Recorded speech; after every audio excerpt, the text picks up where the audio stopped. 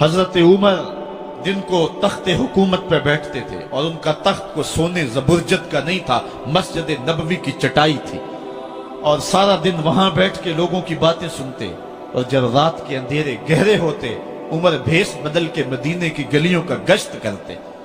کہا تمہارے گھر سے دھواں نکل رہا ہے اور بچے رو رہے ہیں، ان کو کھانا کیوں نہیں دیتی؟ کہنے لگی عمر کی جان کو رو رہی۔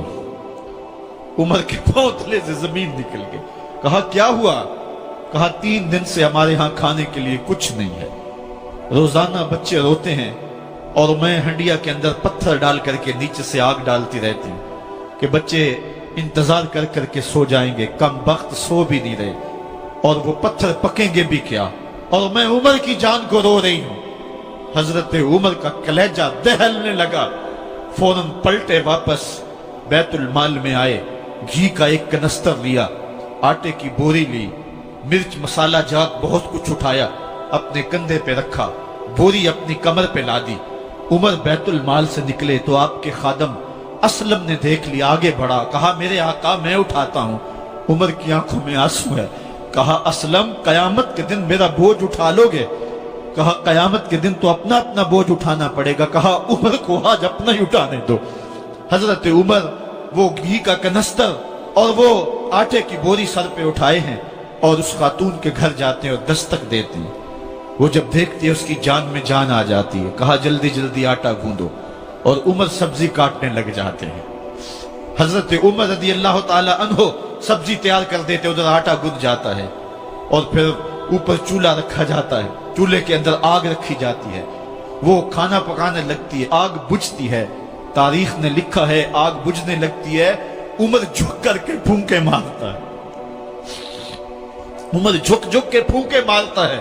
کھانا پک گیا اور بچوں کے سامنے کھانا رکھ دیا، بچے کھا رہے ہیں۔ اب بچے رو رو کے نڈال ہو چکے تھے۔ حضرت عمر اپنے ہاتھوں کو اور اپنے گھٹنوں کو اور اپنے پاؤں کو زمین پہ لگا کے، جس طرح بکری کا بچہ چلتا ہے، ویڑے کے اندر کبھی ادھر چلتے ہیں کبھی ادھر چلتے ہیں، تاکہ بچے مجھے دیکھ کے خوش ہوں اور دل میں کہتے عمر جتنا رلایا ہے اب اتنا ہنسانا بھی پڑے گا۔ تو کبھی عمر امیر المومنین، یہ میں کسی آج کے جو ہے وہ لوگوں کے ووٹوں پہ منتخب ہونے والے حکمران کی کہانی نہیں سنا رہا، میں اس عمر کی کہانی سنا رہا ہوں جو 23 لاکھ مربع میل کا حکمران ہے، آدھی دنیا کا بادشاہ ہے۔ حضرت عمر جو ہے جس طرح بکری کا بچہ چلتا ہے، اس طرح اپنے ہاتھ اور اپنے گھٹنے زمین پہ ٹیک کر کے جو ہے وہ اس طرح چلتے ہیں۔ بچے عمر کو دیکھ کے مسکراتے ہیں۔ جب بچے مسکرانے لگے تو حضرت عمر نے اس خاتون سے کہا بڑھیا عمر کو معاف کر دے۔ اس نے کہا تو اتنی ہمدردی کیوں کرتا ہے؟ کہا عمر بیچارہ بڑا پھنسا ہوا ہے، فکر ہے اس کو یرموک و فسطاط و حلوان کی، جب فتح ہے مصر تو تیاری ہے ایران کی، آتے جاتے وفد سے ملاقات بھی کرتا ہوگا اور شب کو معلوم حالات بھی کرتا ہوگا، کانٹوں میں الجھی ہوئی بیچارے کی جان ہے، نیند اس کو بھی آتی ہے، آخر وہ انسان ہے، میری بہن عمر کو معاف کر دے۔ اس نے کہا نانا عمر کی بات میرے سامنے نہ کر، قیامت کا دن ہوگا، عمر کا گریبان ہوگا اور میرا ہاتھ ہوگا۔ جب اس نے یہ بات کہی تو عمر برداشت نہ کر سکے، بچوں کی طرح بلک بلک کے رونے لگے۔ کہا وہ بد نصیب عمر تیرے سامنے ہے، آج ہی کہلا جو کہنا ہے، قیامت کے دن مجھے معاف رکھنا۔ اس نے کہا تو عمر ہے؟ کہا بد نصیب عمر تیرے سامنے کھڑا ہوں۔